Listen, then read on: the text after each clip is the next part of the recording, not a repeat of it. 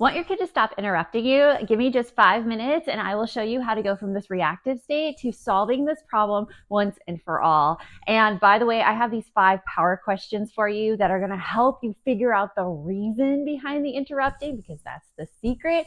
So just comment questions below and I will send those right over. But hey, if you haven't met me, I am Joanne Crone. I'm your no guilt parenting coach. I've helped hundreds of women go from feeling like they're responsible for everything in the family, meaning the kids, the house, everything, not having time to themselves, to actually having a life outside of kids and feeling fulfilled.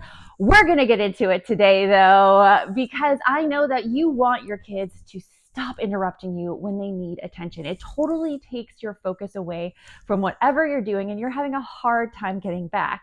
Now, you might be telling yourself a lot of stories about this, such as like you're failing at implementing these strategies, and all these strategies that you've tried before to get your kids to stop interrupting haven't been working. But there's a reason for that, and that reason is you have not figured out the reason that your kids feel like they need to interrupt you. Because once you figure out this reason, that interrupting is going to stop once and for all. So how do you do that? How do you figure out the reason? I want to take you through 3 steps. This comes from Dr.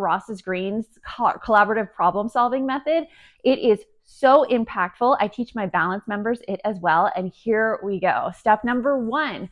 First, during a time that your kid hasn't been interrupting and that everyone is in a good mood, you included, you're just going to ask your kid the question, hey, I've noticed that you've been wanting my attention when I'm talking to friends. What's up? And that's it. See what they respond. Step 2, listen to what they say and then summarize what they say back to them. This is called reflective listening. So it could sound something like this. Your kid might say, yeah, I feel like I forget what I'm going to say and I need to interrupt you right then. And you could say, oh, okay, I get it. You want to remember what to say and you want me to know it right at that moment. Is that right? And your kid will be like, yes. So that's step 2.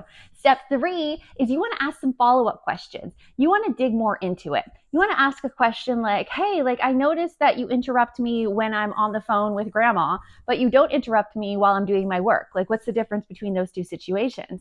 The answers that your kids are going to give you are going to surprise you and really help you find the meaning behind all the interruptions. Because once you know the meaning, then you can collaboratively work with your kid to find a solution that works for both them and for you. So remember, put questions down below to get my 5 power questions. Those are going to be the questions that you follow up with in this strategy. And when you use those questions, you solve the interrupting problem once and for all, because you have found the reason behind the interrupting instead of just trying things and putting band-aids on problems that may not even exist. So remember, the best mom is a happy mom. Take care of you. I'll talk to you later.